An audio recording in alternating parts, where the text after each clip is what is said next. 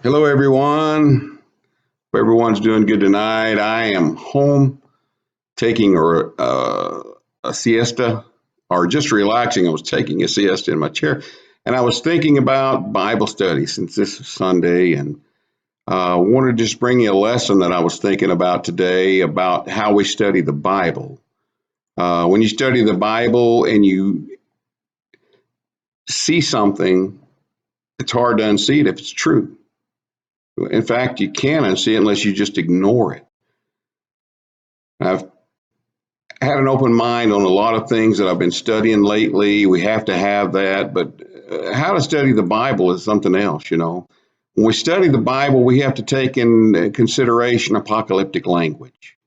That's one of the things we have to do is take and understand that they use language in the Old Testament, sometimes in the New Testament, that they knew what they were talking about. They knew what it meant in the old Jewish history and things, but something that we might have to study to understand what they were talking about. We have our form of language. I may come in and you say, "Is it raining outside, Mike?" I say, "Well, you know what? Raining cats and dogs." Now, a lot of you would know what raining cats and dogs meant, but some of those people wouldn't know if they hear me or heard me say that. They might look outside and look for literal cats and dogs coming out of the sky. So apocalyptic language is something that we need to understand. Another thing is audience relevance. Who, what, when, where, why, and how was something written to? Sometimes we study our Bibles and we tend to read ourselves into the text. When it says we and our and things, and we think it's us, and we read ourselves into it when it's really not talking about us. Another thing is spiritual and physical. We have to understand the spiritual things and the physical things and know them and get down and study until we do know them. So we need to have a good to know when we go study our Bibles about the language that's being used, the audience relevance, and physical things. And that language that we're talking about, one of the keys to understanding some of the views in your Bible, you have to understand that language.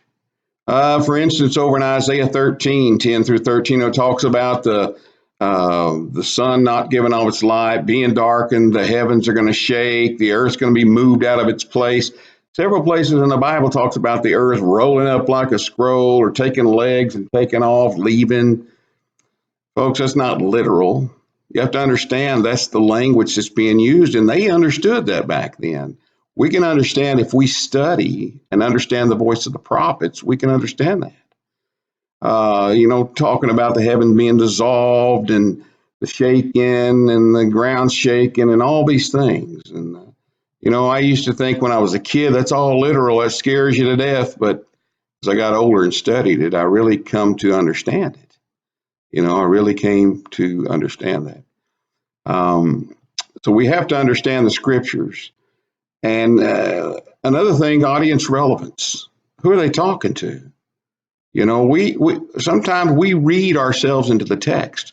We put ourselves into the text when we read something, and we think the text is talking about us or to us, when it's really not.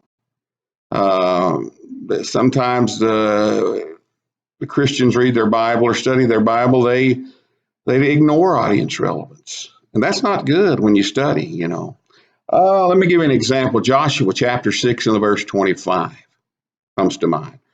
Joshua saved Rahab, the harlot, alive over there in her father's household, and he wrote all that she had, and she dwelleth in Israel even to this day.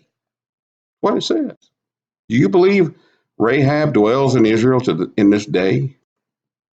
No, I believe that the writer, folks who was writing that, he knew she was alive at that time, but that was that time. He was writing for that time. But now I read that and I know it was at that time, but I can't read myself into the passage or I would think that was happening today. Another thing I can think of, not long ago, I looked at a church bulletin that said, Saturday, be at the park. We're going to have a cookout and a fellowship meal. Well, if I'd have showed up at the park, folks, it wouldn't have been anybody there because this bulletin I read, when I looked at the date, said 1976. Well, I could have easily put myself in that passage or that text and showed up at the park. But I have to remember audience relevance when I study things. There's things that is relevant to us, you know. They also said in that bulletin that we need to do more and go out and spread the gospel. Well, that would be relevant for me because I know I have to go out and spread the gospel, but not to show up at the church picnic. So we have to take in mind those things. And we see some of the passages in our Bible. Matthew 16:27, for the Son of Man is about to come in the glory of his Father. You know, it's at hand, it's now. So he says, verily I say to who? You.